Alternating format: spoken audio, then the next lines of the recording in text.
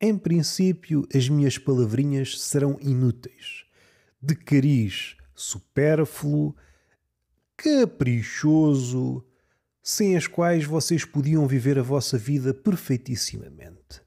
Não obstante tudo isso, e eu saber que sou inútil de uma ponta à outra, ainda que volte e meia surja uma legenda a contradizer-me, puta da legenda, eu tenho um podcast, acho que já aqui fiz referência ao Aristófanes, que só tem um episódio, tenho muita coisa escrita, e entretanto houve aqui uma dúvida, daquelas dúvidas boas, como dizem os criativos. Tenho aqui um desafio, tenho aqui um problema, mas se todos os problemas fossem assim.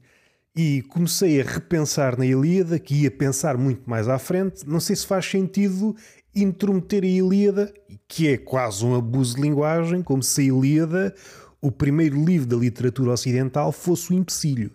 E só este, à parte, tem alguma graça, se expandíssemos este raciocínio, a Ilíada enquanto primeiro livro da literatura ocidental, que, para muitos, é o melhor de sempre.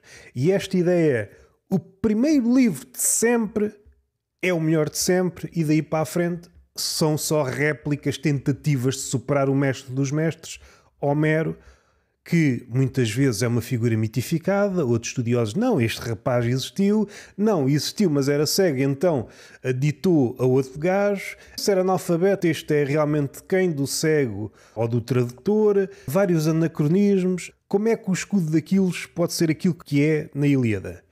Ainda não havia técnica para aquele detalhe. E era aí que eu queria chegar. O escudo daqueles.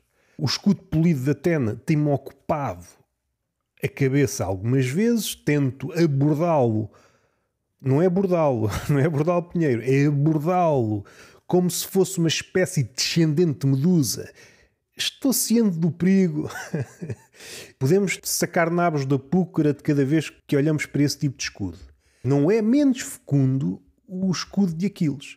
O escudo de Aquiles é quase uma representação do mundo. Uma representação que, ao mergulharmos nele, deixa de ser representação. É como se fosse realmente o mundo. Ok, já li a Ilíada há muito tempo. A Odisseia, mais recentemente, há 3 ou 4 anos. Ainda que saiba alguns dos pontos essenciais, Aquiles, a tenda de Aquiles, esse impasse, o Heitor, o Ajax, o não sei quê, a luta entre o guerreiro supremo e o líder supremo, o Aquiles passar-se dos cornos e andar com o cadáver do assassino do seu amigo, o Patroclo, se a memória não me falha, às voltas do túmulo do amigo, anda com o assassino às voltas e isso até enoja os deuses. Há estudiosos que contam o número de lanças em que essas desferiram golpes, e isso, para a teoria queer, é significativo de uma narrativa homoerótica. O namoro das lanças, como se a guerra de Troia não fosse uma espécie de ajuntamento de homossexuais reprimidos.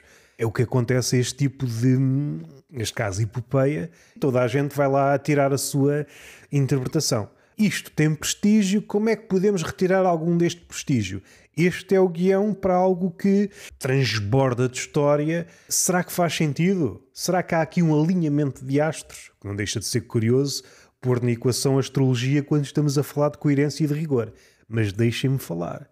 Eu estava a olhar para o escudo, a pincelar dentro das minhas possibilidades, que é um escudo que já na altura me provocou algum espanto. Recordo num texto a posteriori, num livro, já não me recordo qual, de Humberto Eco, ele debater-se. Eu acho que é a Vertigem das Listas, se a memória não me falha, há lá um ponto dedicado a esses. A Vertigem do Inumerável. Esta é uma leitura.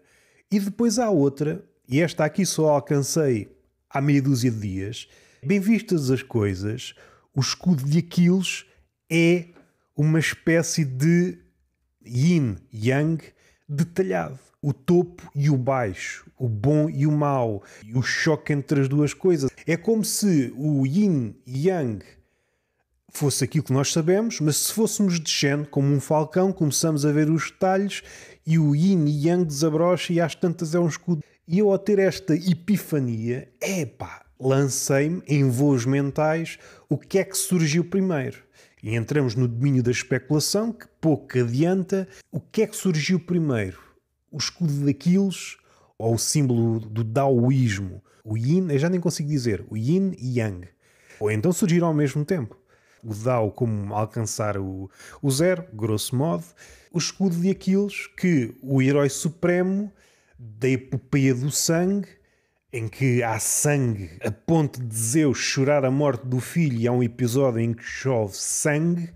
Este escudo que, suspeito, esticando a metáfora até aos domínios de o professor dizer rua, que você já não está a fazer sentido, mas suspeito que Perseu, se tivesse o escudo de Aquiles, teria mais ou menos o mesmo efeito na Medusa. É vertiginoso. Aquele detalhe não é o reflexo que petrifica, mas é o nível de detalhe que petrifica.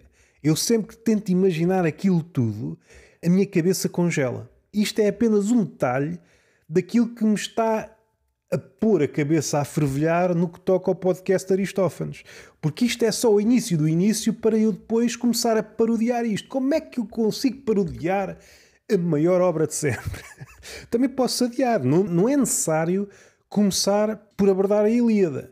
Só que eu não posso fazer de conta que a Ilíada não existe. Terá que ser um marco por onde o podcast terá de passar. Se isto é útil para vocês, não. Apenas é um pretexto para falarmos de algo tão fascinante como é o escudo de Aquiles.